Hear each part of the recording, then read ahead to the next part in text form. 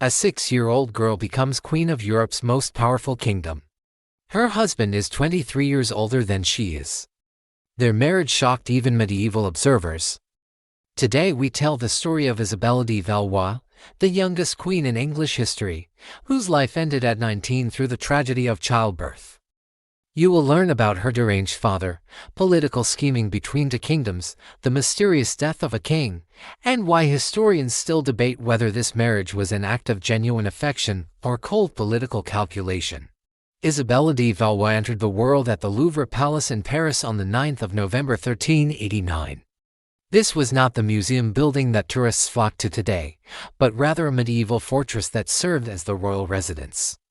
Her father was Charles VI, King of France, a man whose mental illness became legendary throughout Europe. At various points in his life, Charles believed his body was made of glass and refused to let anyone touch him for fear he would shatter into pieces. He sometimes forgot his own name and failed to recognize his wife and children. Other times he would run wildly through the palace corridors until his attendants caught him and locked him in his chambers for his own safety. Isabella's mother was Isabella of Bavaria, a woman history has not always treated kindly. Stories spread that she neglected her children and lived a life of scandalous luxury while France suffered. However, financial records from the royal household tell a different story entirely. These documents show Isabella spent considerable sums purchasing educational books for her daughters, exotic pet birds from distant lands, fine musical instruments, and luxurious clothing appropriate to their royal status. Letters between mother and daughter survived the centuries, revealing a warm relationship that endured even when vast distances separated them. Isabella was the third child born to Charles and Isabella, but her older brother and sister had both died either before her birth or shortly afterward. She became the first of their children to survive past infancy. 9 more siblings followed her into the world, and 7 of them lived to adulthood. Marriage negotiations for royal children began remarkably early in this era, often while the child still learned to walk and speak. Isabella's first betrothal came when she was barely more than a baby. Her parents arranged for her to marry Jean, the son of the Count of Alencon, cementing an alliance between the crown and one of France's powerful noble families. This arrangement seemed settled and permanent. Then everything changed in 1396. Richard II of England needed a new wife. His beloved first queen, Anne of Bohemia, had died 2 years earlier in 1394, leaving him grief-stricken and without an heir. Richard had been born in January 1367, which made him 29 years old when marriage negotiations began with France. Isabella had just turned 6 years old. The age difference alone raises questions that echo across the centuries. Why would a childless king, desperate for heirs to secure his dynasty, agree to marry a child who could not possibly bear children for many years to come? Historians have proposed several theories to explain this puzzling decision. Some argue that Richard remained in genuine mourning for Anne of Bohemia and was not yet ready to replace her with a new wife who might share his bed. A platonic marriage to a child bride would allow him to fulfill his political duties while postponing the intimate aspects of marriage until he felt emotionally prepared. Others suggest Richard sought to emulate Edward the Confessor, an earlier English king who supposedly never consummated his marriage to Queen Edith, preferring to maintain a pure and chaste life for religious reasons. Richard himself offered a simpler explanation when questioned. He stated that he felt young enough to wait for children, and since he himself had become king at merely 10 years old, perhaps he took a different view on early elevation to royal status than most people would today. The marriage negotiations moved forward against the backdrop of the 100 Years' War, that long and bitter conflict between England and France that had already consumed 3 generations. Both kingdoms were exhausted from decades of fighting. The English had won spectacular victories at Crécy and Poitiers, but could not force France into permanent submission. The French had slowly pushed back English gains, but at tremendous cost in lives and treasure. A royal marriage offered the prospect of peace, or at least a long truce that would allow both nations to recover. There were also concerns that Richard might marry Yolande of Aragon instead, creating a Spanish alliance that would threaten French interests. King Charles and his advisors decided that marrying Isabella to Richard would serve France better than allowing him to look elsewhere for a bride. In the spring of 1396, a delegation of English nobles traveled to France to finalize the arrangement. The group included Thomas Mowbray, the Duke of Norfolk and Earl Marshal of England, along with Edward, Earl of Rutland, who was Richard's own cousin. They brought with them several other lords and ambassadors, all dressed in their finest clothes to impress the French court. The contemporary French chronicler Jean Froissart, who spent considerable time at both the English and French courts during his long life, recorded what happened when these men arrived in Paris. The French royal council initially expressed doubts about handing over their young princess to the English, given the hostile relationship between the two kingdoms over recent decades. Memories of war remained fresh and bitter. However, the English ambassadors spoke eloquently about the benefits of peace, and eventually the French councillors agreed to move forward. The English delegation requested permission to meet Isabella before finalizing the betrothal. At first the French refused, making excuses that she was merely a child and that nothing could be judged about her future character at such a tender age. But the English insisted, and eventually the French relented. Froissart describes this meeting in vivid detail. When Thomas Mowbray dropped to his knees before the little girl and addressed her with the words, "My lady, if it please God you shall be our lady and queen," Isabella responded without any prompting from the adults around her. She said, "Sir, if it please God and my Lord Father that I become Queen of England, I shall be well pleased at it, for I have been told I shall then be a great lady." She then helped the earl rise to his feet, took him by the hand, and led him to her mother, who felt very pleased at her daughter's mature response. Everyone who witnessed this moment agreed that Isabella demonstrated remarkable poise and intelligence for a 6-year-old child. The English ambassadors left feeling satisfied that she would develop into a queen of honor and virtue. The marriage treaty included extraordinary financial terms. England and France agreed to a 28-year truce, the longest period of peace between them in living memory. Isabella's dowry was set at 800,000 francs, a staggering sum that reflected both her value as a peace offering and the desperate desire of both kingdoms to end the war. 300,000 francs would be paid immediately upon the marriage, with the remaining 500,000 delivered in annual installments of 100,000 francs each. If Isabella refused the marriage when she reached 12 years old, the age at which she could legally give or withhold consent, Richard would keep the entire dowry. However, if Richard rejected her, he would have to return twice that amount to France. Isabella herself was entitled to 500,000 francs from this dowry for her personal use, though if she bore only daughters and no sons, she would lose this money as it would instead fund her daughters' dowries when their turns came to marry. Any children of the marriage would have no claim on the French throne.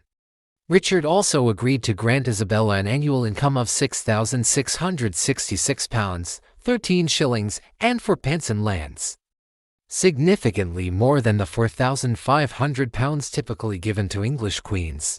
These lands included properties that had belonged to the recently deceased Earl of Pembroke, most notably Pembroke Castle in Wales, where decades later Henry Tudor would be born and begin his journey to founding a new dynasty. With all the paperwork completed and sealed, the time came to make the union official. The first ceremony took place on the 12th of March 1396 in Paris. This was a proxy marriage, where Isabella wed Richard despite his physical absence from the ceremony. The Duke of Norfolk stood in as Richard's representative and spoke the marriage vows on his behalf.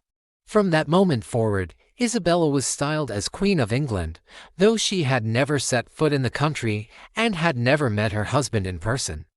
Froissart writes that even at this young age, she knew well how to act the part of a queen, conducting herself with dignity throughout the ceremony. Later that year, Richard himself traveled to France to collect his bride. During a state dinner with King Charles, the issue of Isabella's youth came up in conversation. Richard brushed aside any concerns, telling his new father-in-law that the age of his wife pleased him greatly. He valued the alliance and friendship between their two kingdoms more than any concerns about waiting for children. After the meal concluded, the formal handover took place. Charles led his daughter by the hand into a great tent where Richard waited with his assembled lords and ladies. The French king placed Isabella's small hand into Richard's larger one, symbolically transferring authority over her from father to husband. Isabella was then placed in an ornate litter prepared especially for her journey. Of all the French ladies present, only the Lady de Cossé accompanied her as governess, while numerous English noblewomen waited to receive their new queen, including the Duchesses of Lancaster, York, and Gloucester. The wedding ceremony itself took place at Calais on either the 31st of October or the 4th of November 1396, just days before Isabella's 7th birthday. Sources disagree on the exact date. Froissart claims it was the 31st, which was All Saints' Day, while the Chronicle of St. Albans records it as the 4th of November. Either way, the bride was not yet 7 years old. She wore a gown of blue velvet decorated with golden fleur-de-lis, the royal symbol of France, and an expensive crown sat upon her small head. The Archbishop of Canterbury performed the ceremony in the Church of St. Nicholas. Great festivities followed the wedding, with heralds and minstrels receiving generous payment for their entertainment. A few days later, on a Friday morning, Richard and Isabella boarded a ship and set sail across the Channel toward England, where the child queen would begin her brief and tragic reign. The crossing from Calais to England took just over 2 weeks, as medieval sea travel depended entirely on weather conditions and favorable winds. Isabella spent most of the journey feeling seasick in her cabin, a miserable introduction to her new kingdom. When the ships finally reached the English coast, a magnificent reception awaited the young queen. Great lords and their ladies assembled to greet her, dressed in their finest ceremonial robes. Isabella was carried in a golden litter through cheering crowds who had never seen such a young queen before. The procession made its way toward London, stopping at various castles and manor houses along the route so local nobility could pay their respects. She spent her first night on English soil at the Tower of London, that ancient fortress on the Thames that served as both royal residence and prison. The next morning, Isabella processed through the streets of London toward Westminster Palace, where she would finally meet Richard again. The citizens of London turned out in enormous numbers to catch a glimpse of their new queen. Merchants and guilds prepared elaborate gifts to welcome her. Unfortunately, the celebration turned tragic when several people were crushed to death in the pressing crowds, trampled underfoot as thousands surged forward for a better view. The authorities likely kept this terrible news from Isabella, and the festivities continued without interruption. A grand tournament was organized at Westminster to be held at Candlemas, giving knights and nobles the opportunity to demonstrate their martial skills in honor of the Queen. On the 7th of January 1397, Isabella was crowned Queen of England in Westminster Abbey. She was just 7 years old. The crown was so heavy on her small head that attendants had to help support it during the lengthy ceremony. Bishops anointed her with holy oil and placed the royal regalia in her tiny hands while she stood before the high altar. The Archbishop of Canterbury intoned prayers in Latin that Isabella probably did not fully understand, though she had been carefully coached on when to kneel, stand, and respond. After the coronation, she was installed at Windsor Castle, the massive royal fortress west of London that would become her primary residence. A household staff was assembled to care for the child queen. The Lady de Cossé, who had accompanied Isabella from France, served as her governess and chief attendant. Other members of staff were inherited from Queen Anne of Bohemia, Richard's late first wife, including chamberlains, ladies-in-waiting, and various servants who knew the routines of the English court. Isabella received magnificent jewels appropriate to her royal status. Some of these precious items had once adorned Anne, just as later Tudor queens would share jewelry passed from one consort to another. A spectacular engagement ring set with sapphires and rubies was presented to her, along with necklaces, bracelets, and crowns encrusted with gems. She also began to perform some of the traditional duties associated with queenship, despite her extreme youth. Medieval queens were expected to petition the king for pardons on behalf of convicted criminals, showing mercy and compassion as part of their royal role. Isabella participated in this tradition, though one imagines that adults selected the names for her and explained which cases deserved her intervention, as she could hardly have understood the complexities of English law and justice at age 7.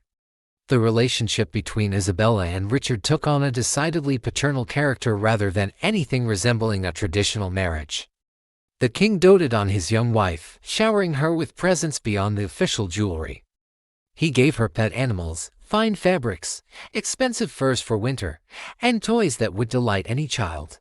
Isabella reciprocated with gifts of her own, though again it seems unlikely that a 7-year-old was personally directing the selection and presentation of these items. Nevertheless, by all historical accounts, she grew devoted to Richard and came to view him as a beloved father figure or older brother. Their communication presented no barrier, as Richard had been born in Bordeaux during his father's campaigns in France and spoke fluent French from childhood, though he spent most of his life in England. Isabella felt safe and protected in his presence. The period of Isabella's queenship passed relatively quietly, partly because she was so young and partly because it lasted such a brief time. In early 1399, as Richard prepared to depart for a military campaign in Ireland to suppress rebellious lords, he made a controversial decision regarding Isabella's household. He dismissed the Lady de Cossé amid accusations that she had been stealing the Queen's possessions and behaving above her station. In her place, Richard installed his own niece, Eleanor Holland, Lady Mortimer, as Isabella's new chief attendant. Some sources suggest that Isabella actually lost her entire French retinue after Richard departed, thanks to intervention by the council he left in charge of England during his absence. The councillors may have feared that French attendants would maintain divided loyalties and potentially spy for the French crown. Before Richard left in late May, he and Isabella shared what appeared to observers as an extremely touching farewell, though modern sensibilities find the scene deeply uncomfortable. Isabella was 9 years old at this time. A French chronicle called La Chronique de la Traînée Morte de Richard du Roy d'Angleterre provides a detailed account of their parting. The text describes how Richard took the young queen in his arms and kissed her more than 40 times, saying sorrowfully that he commended himself to her until they met again. Isabella began to weep, asking whether he would truly leave her behind. Richard's eyes filled with tears as he assured her that he would go first and she would follow afterward to join him in Ireland. They shared wine and sweetmeats together at the deanery.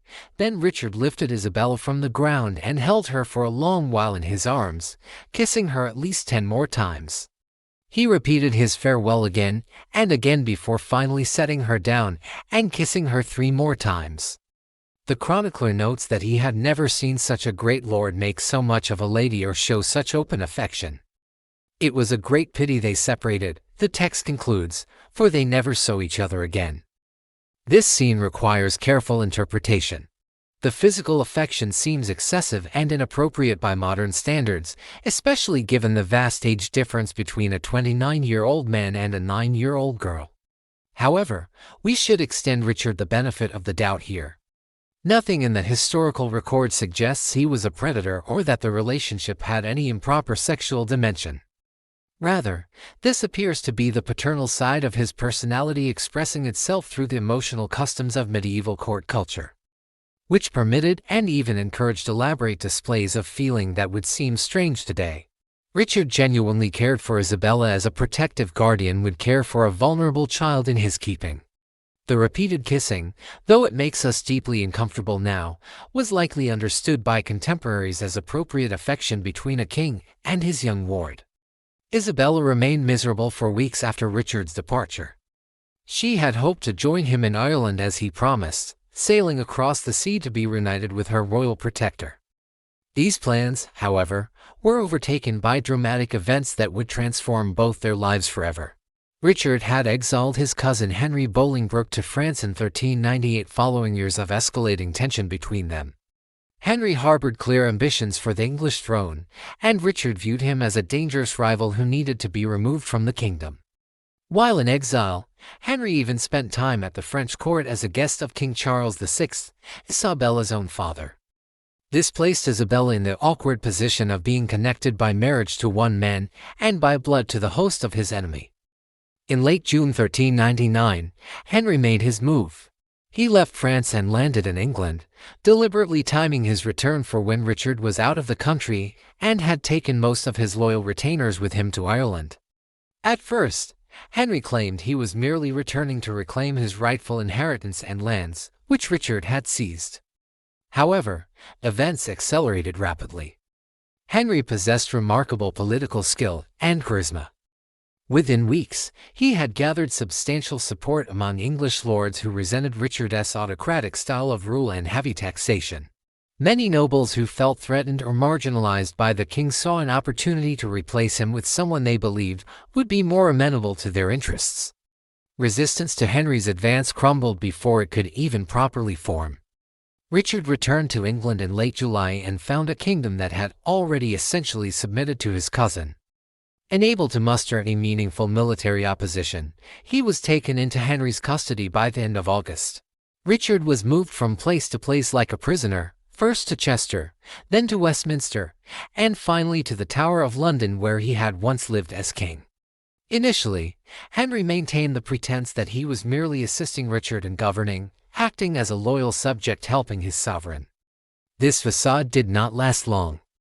The political machinery ground forward inexorably toward its predetermined conclusion. On the 29th of September 1399, Richard was forced to abdicate his crown in favor of Henry. Whether he did so willingly or under duress remains a matter of historical debate, but the outcome was certain. Parliament confirmed the transfer of power the following day, and Henry was crowned as King Henry IV on the 13th of October. This usurpation would set in motion a chain of dynastic conflicts that eventually erupted into the Wars of the Roses, that brutal series of civil wars that consumed England for decades. But that story belongs to another time. For Isabella, the immediate consequence was stark and simple. She was no longer queen. At 9 years old, she had lost her position, her protector, and her purpose in England. She was initially held at Wallingford Castle under comfortable house arrest. In January 1400, she was moved to Sonning, a manor near Reading. Despite her changed circumstances, she was kept in considerable style. Records show that Henry IV ordered £400 for her annual expenses, a generous sum that ensured she lived with dignity appropriate to a former queen and a princess of France. There were early attempts in 1400 to restore Richard to the throne. Rebels appealed to Isabella for her support and assistance, hoping her presence would legitimize their cause. However, these conspiracies were quickly discovered and crushed by Henry's efficient security forces. Then came the news that changed everything. On the 14th of February 1400, Richard died under highly suspicious circumstances at Pontefract Castle in Yorkshire, where he had been imprisoned. The official explanation claimed he had died of natural causes, but rumors immediately spread that he had been deliberately starved to death on Henry's orders. Some sources suggest he was murdered more directly, perhaps smothered or struck down by assassins. The truth will never be known with certainty, but few people at the time believed he had died peacefully in his sleep. Isabella was now a widow at the tender age of 10 years old. The question now facing everyone was simple but loaded with political complications. What would become of this 10-year-old widow? According to the terms of her original marriage treaty, Isabella should have been sent home to France with a substantial portion of her dowry totaling 200,000 francs along with much of her personal property including jewels, clothing, and other valuable items accumulated during her time as queen. However, Henry IV faced a severe financial crisis. The usurpation had been expensive, requiring payments to supporters and military expenditures to secure his hold on power. He also needed money to defend against potential invasions from France or Scotland, and to suppress ongoing rebellions by lords who remained loyal to Richard's memory. Returning Isabella's dowry was simply impossible given the state of the royal treasury. Henry conceived an alternative plan that would solve multiple problems at once.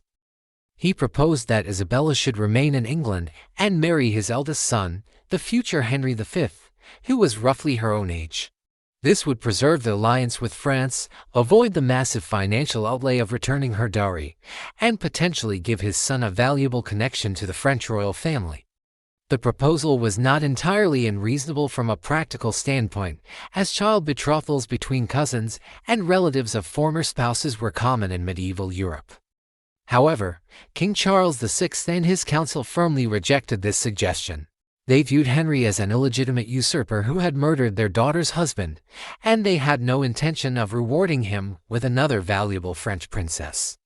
More remarkably, Isabella herself refused the match when the proposal was put to her. Despite her youth and the immense pressure she faced, the 10-year-old girl demonstrated extraordinary spirit and loyalty to Richard's memory. She did not yet know for certain that he was dead, as the news took time to reach her and may have been deliberately withheld for a while. Even after learning the truth, she remained steadfast in her rejection of Henry's son. This refusal carried significant weight because Isabella was approaching her 12th birthday, the age at which medieval canon law permitted her to give or withhold formal consent to a marriage. Forcing a princess of France and arguably a dowager queen of England into a marriage against her clearly stated will would risk having that marriage declared invalid by the Church. It would also provoke a major diplomatic incident with France at a time when Henry desperately needed to avoid foreign entanglements while consolidating his rule. Henry continued to treat Isabella well during the long months of negotiation over her future. She was housed at Havering Bower, a comfortable royal manor in Essex with pleasant gardens and hunting grounds. Her household staff attended to her needs, and she was permitted to maintain some of the dignity of her former royal status. Nevertheless, she remained essentially a prisoner, unable to return home and unwilling to accept the alternative future Henry proposed for her. The diplomatic wrangling between England and France dragged on through 1400 and into 1401. Finally, terms were agreed upon for Isabella's return, though they were far less favorable to France than the original treaty had promised. On the 21st of July 1401, Isabella arrived back in France. She was dressed entirely in mourning black for the husband she now knew was deceased. She was permitted to take some of her jewels and personal possessions with her, but the portion of her dowry that had already been paid to England was never returned, a clear violation of the marriage treaty, but one that France lacked the power to enforce. Isabella had not seen her mother for nearly 5 years, having been separated from her family since the age of 6. The reunion between the 11-year-old widow and Isabella of Bavaria must have been emotional, though no chronicler recorded the details of their meeting. Despite her widowed status and traumatic experiences, Isabella's youth meant she was immediately returned to her mother's care rather than given an independent household of her own. She had years of childhood still ahead of her before medieval society would consider her a fully adult woman capable of managing her own affairs. Life at the French court gradually returned to a kind of normalcy for Isabella. She resumed her education, participated in court ceremonies, and presumably reconnected with siblings she barely remembered. Yet she could never entirely escape her past. An interesting historical footnote connects Isabella's story to later English history. The future Henry V, who had been rejected as Isabella's second husband, eventually married her younger sister Catherine of Valois many years later in 1420. This made Isabella and Catherine the only pair of sisters in history who both served as Queen's consort of England. Catherine would later become grandmother to Henry Tudor through her scandalous second marriage to a Welsh courtier, but that too is a story for another time. On the 29th of June 1406, when Isabella was 16 years old, she entered into her second child marriage. This time, however, the age dynamics were reversed. Her new husband was her 11-year-old cousin, Charles, Count of Angoulême, who later inherited the title of Duke of Orleans in 1407 following his father's death. The youth of her second husband explains why several years passed before Isabella became pregnant. Medieval canon law strictly forbade consummation of marriage before the boy reached 14 years of age, the minimum age at which he was considered physically mature enough for such activities. Even after reaching that threshold, Charles remained very young to father children. Isabella finally conceived in December 1408, shortly after Charles turned 14. The pregnancy proceeded normally by all accounts, and Isabella must have felt hopeful about finally fulfilling her duty as a wife by providing an heir. However, medieval childbirth remained extraordinarily dangerous even for wealthy women with access to the best medical care available. On the 13th of September 1409, Isabella went into labor. The delivery proved difficult and traumatic. She gave birth to a daughter named Jean, but Isabella herself did not survive. She died from complications of childbirth at the age of just 19 years old, having lived less than 2 decades despite her extraordinary experiences. Isabella was buried at the chapel of Notre Dame des Bonnes Nouvelles at the Abbey of Saint-Lamer, which is now known as the Church of Saint Nicholas. Her tomb likely featured a carved effigy showing her in prayer, as was customary for noble burials of the period. She rested there undisturbed for over 2 centuries until her body was rediscovered in 1624 during renovations to the chapel. The remains were then moved to the Orleans Chapel in the convent of the Celestines in Paris, a prestigious burial site for French royalty and nobility. However, even this second resting place proved impermanent. During the French Revolution in the 1790s, mobs systematically destroyed royal and aristocratic tombs throughout Paris as symbols of their oppressive old regime. Isabella's grave was desecrated along with countless others, her bones scattered or lost. Today, nothing physical remains of England's youngest ever queen consort. No tomb marks her resting place, no effigy preserves her image, no relics survive for historians to study. Isabella's daughter Jean grew up to marry in 1424. Her husband was John II, Duke of Alençon, who happened to be the son of Jean, the boy to whom Isabella herself had originally been betrothed as an infant before the English marriage was arranged. This creates an odd historical symmetry, with mother and daughter both connected to the same noble family across different generations. Jean died in 1432 from an unknown cause, having had no children of her own. With her death, Isabella's direct bloodline ended. Isabella's second husband Charles lived until 1465, eventually remarrying and having 3 more children with his third wife. One of these children became Louis XII of France, who briefly married Mary Tudor, the sister of Henry VIII, creating yet another English connection to Isabella's family. Despite her dramatic life story, Isabella has made surprisingly little impact on historical literature or popular culture. She appears in few novels, rarely features in histories of medieval England, and remains largely unknown except to specialists in the period.